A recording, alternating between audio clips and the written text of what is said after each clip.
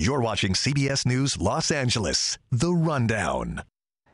Hello, I'm Chauncey Glover. Here are your top stories tonight. We are bracing for a wet weekend. Let's get right over to Danny Roberti with the very latest on our conditions and what's next for our weekend. Danny, good evening. Yes, Chauncey, another soggy one. My goodness, Mother Nature keeps doing this. And yes, we are tracking another storm that originated out of the Gulf of Alaska. It is sliding down. Right now, it's just west of Northern California, and this is going to bring us the rain, the snow, and the wind this upcoming weekend. Right now, though, things are still calm. We are just seeing a thick blanket of clouds taking over. Today was a cooler day, you guys, and this was a look outside earlier from our camera at the Santa Monica Pier. You can kind of see that camera shaking. Plenty of folks still out there, but gray skies, and this is going to be the name of the game this weekend. So let's jump right to the timing of the rain, because I know for some of you, if you have plans outside, you might have to rethink some things. So going into tonight, things are still going to be dry. We could see a few light sprinkles, some drizzle popping up, but really the bulk of the rain doesn't move until Saturday. Saturday morning, not bad.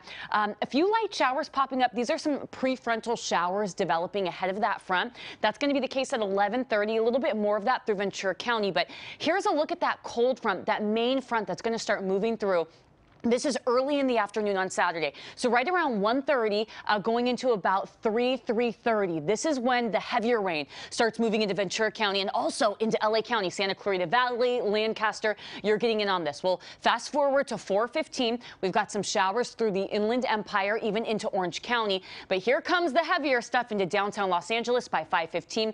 And then it continues to make that trek southward into Orange County and the Inland Empire really between 4, 7 o'clock. So it's not going to be raining all day, but as this band moves through, it's going to be wet, soggy, and it's also going to be really windy and feeling a lot cooler. Now, Saturday night, all this stuff starts to move out of here. But don't let your guards down. We're not out of the woods quite yet because we're going to see another round of rain moving in Sunday. So 7:15 Sunday morning, we've got some rain moving into Ventura County, and then really between 7:15 and 11:15 from Ventura County into LA County, so downtown Los Angeles, Pasadena, San Gabriel Valley, Santa Clarita Valley. The concern with Sunday is that we could start to see some thunderstorms developing. So these could bring those brief heavy downpours, those gusty winds. By noon, it makes its way into Orange County and the Inland Empire. We continue to see snow up in the mountains. And then finally, all of this starts moving out and we dry out to start the new week. Now, by the time we get to the end of all this, we're talking most of that rain through LA and Ventura counties, 1/2 inch to 1.5 inches of rain. Mountains and foothills up to 3 inches total for your rain. And then Orange County and the Inland Empire up to 1/4 inch of rain. So you can see the farther north you are, the better chance you have at getting most of that rain. In Ventura County, I've got my focus on you now. Waking up in the valleys tomorrow. It's going to be cloudy out there, some sprinkles to start off the day. But again, the heaviest rain will be for the second half of the day. And boy, it's going to be cool. Many of our valleys, we're not even breaking out of the 50s going into our Saturday. So we felt like spring earlier this week, actually like summer earlier this week. And it's going to feel a little bit more winter-like this upcoming weekend. So keep the umbrella handy. Coming up on KCAL News at 8, we're going to break down for you your next 7 days. And we'll continue to track this storm that's coming up next. Chauncey. All right, Danny, thank you. A big break in a disturbing animal abuse case in the South Bay. KCAL News reporter Lauren Posen is working on this story for us tonight. A man is behind bars accused of animal cruelty, and deputies believe there could be more victims. I'm Lauren Posen in Lawndale, where this all took place. We're about to speak to the owner of a cat who deputies say this man abused to the point of killing it. It happened right here on these streets, and there's security camera video of the entire incident. It's very disturbing to watch. We're not going to be able to show you all of it because of that. But basically what it shows is this man picking up the cat. Her name was Mimi. She was an indoor-outdoor cat, and then just proceeding to abuse it to the point of where she died in her owner's arms. So tonight on KCAL News, you're going to hear from the owner, her message to other animal owners in this area, and why deputies believe that this man could be a serial animal abuser. All right, thanks, Lauren. Meanwhile, a man whose identity was stolen 36 years ago finally gets some justice.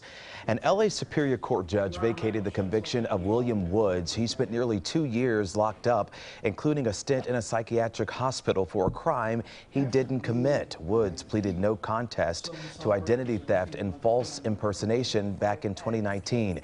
Now, despite trying to convince authorities he was the real Woods and someone else had stolen his identity last week, the man who actually stole Woods' identity back in 1988, 58-year-old Matthew David Kierans pleaded guilty to aggravated identity theft.